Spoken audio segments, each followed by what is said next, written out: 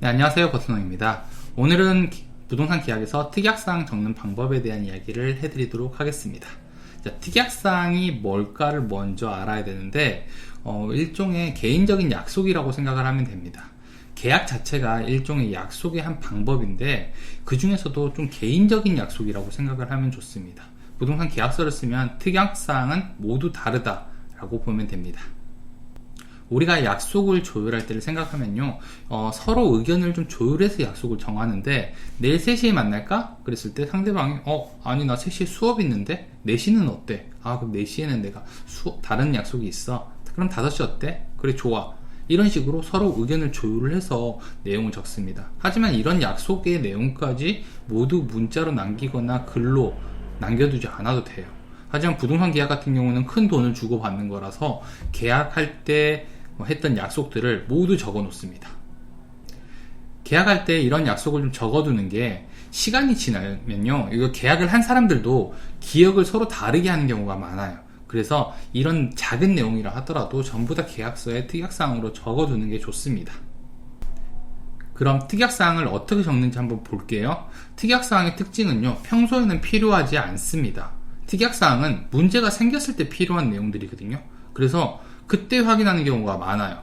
자, 근데 문제가 뭐냐면은 문제가 생겼을 때 이 같은 문구를 두고 서로 다른 해석을 하는 경우가 있습니다. 이래서 특약사항을 쓸 때는요, 가장 중요한 게 간단 명료하게 쓰는 겁니다.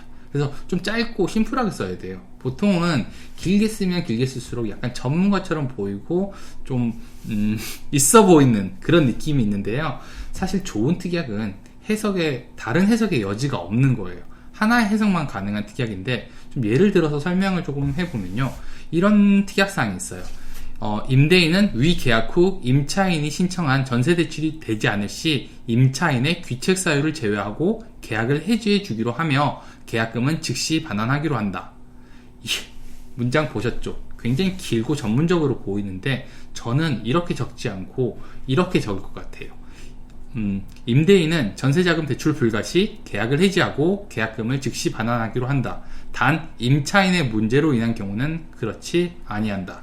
자, 문구가 똑같은 내용을 적었는데도 짧고 간결했을 때는 서로 다른 해석의 여지가 없습니다. 그리고 어렵지도 않아요.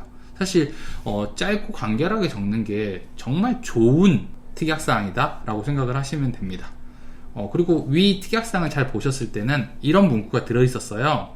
불가시 계약을 해지하고 계약금을 즉시 반환하기로 한다. 이거는 위약 시에 어떻게 하느냐를 적어 놓은 건데요, 또 다른 예를 한번 들어서 설명을 좀 드려볼게요. 애완동물 사육 금지, 이렇게 8글자를 적은 계약서가 정말 많이 있습니다.